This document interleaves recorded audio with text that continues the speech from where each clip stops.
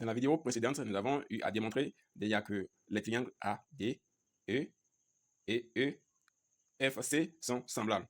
D'accord? Et nous avons eu à démontrer, en passant par cette méthode, qui stipule que l'angle, la mesure de l'angle E1, la mesure de l'angle ici, E1, d'accord, est égale à la mesure de l'angle E2 de l'autre côté. Ces deux angles, d'accord, ici sont deux angles opposés par le sommet E.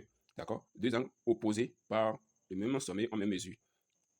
Donc, nous avons eu à montrer aussi que, nous avons eu à montrer encore aussi que la mesure de cet angle A1 et la mesure de l'angle F2, d'accord, sont deux angles artères internes.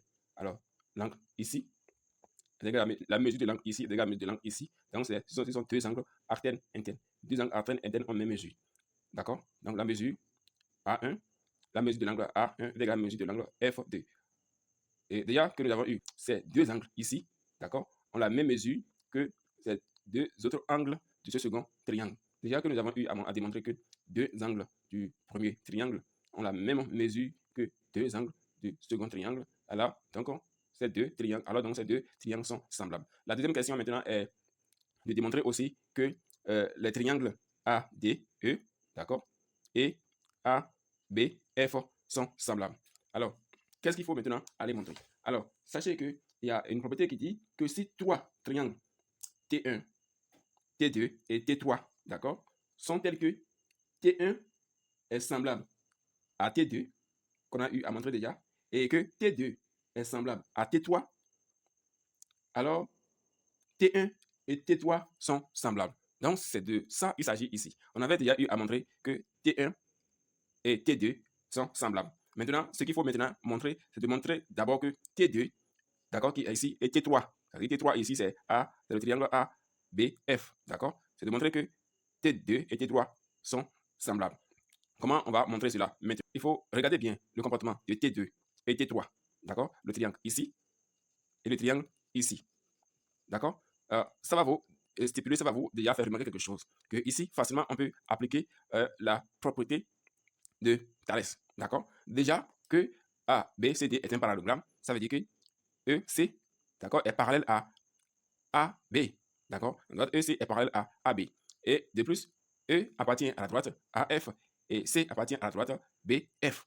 Donc, par conséquent, on peut établir la relation de proportionnalité qui stipule que EF et EF pardon, sur AF est égal à CF, sur, d'accord?